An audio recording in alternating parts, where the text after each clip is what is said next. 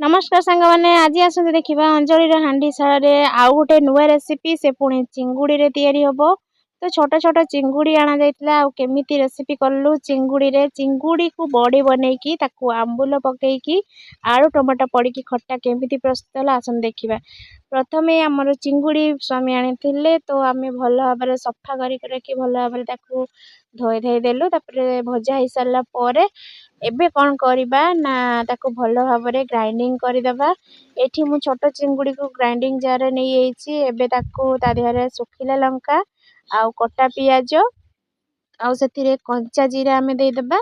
एबे आमे कंचा जीरा पकई देलु पकई सरला परे ताको भल भाबरे ग्राइंडिंग करदेबा। देखंतु हमर एठी भल भाबरे ग्राइंडिंग हेइची तो मु ग्राइंडिंग जार रु काढी के गोटे जगह को नै गली। तापरे एबे हम सिजे के रखितिबा आलू को ता देहरे छड़े के भल भाबरे मिक्स करदेबा। आपण चाहिले बेसन भी दे परिबे। तो लंका गुंड आ लूण हळदी गुंड पकई की भल भाबरे ताको आमे कोन करबा से चिंगुड़ी बटा सहित चकटी दबा। देखंतु मु भल भाबरे चकटी दे सरलेनी। तापरे एबे आमे सेप दे दबा बॉडी टाइप रे। तो आपण जेको बॉडी टाइप रे देले भी हबो।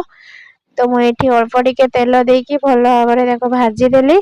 भाजी देकी गोटे जगह को बाहर करके रखे देबी। तापरे सेई कड़ाई रे आमे मसाला प्रस्तुत करबा। तो देखंतु केते सुंदर हे येछि हमर भजा।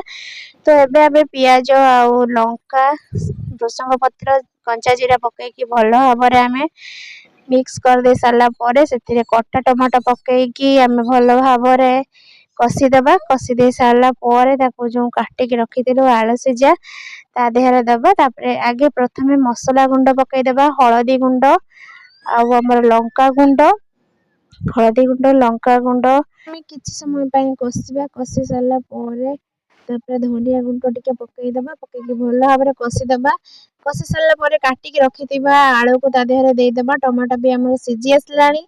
तो बे आलू पकई की भल भाबरे ताको कसी दे साला परे अल्प किछि पानी देबा। एठी हमर देखंतु कसा पूरा पूरा रेडी हे गलानी। अल्प किछि पानी देकी ताको भल भाबरे ढांकुड़ी देबा काहे कि ना आलू टिके सिजिबो दर सिजा हेतिले।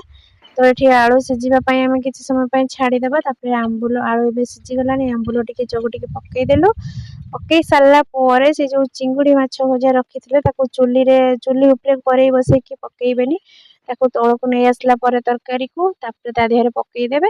पकई की हल्का की नाड़ीबे काहे कि ना टिके नरम अछि जेतु बेसन का हमें देइ नथिलु आलू देकी तैयारी करछु। तो सेथि पई हमें तळे रखी की हल्का भाबरे हमें ढाळी की ताको भल से हल्का भाबरे नाड़ी देलु। तो देखंतु हमर बनी गला चिंगुड़ी बड़ी आलू टमाटो आंबुल खट्टा।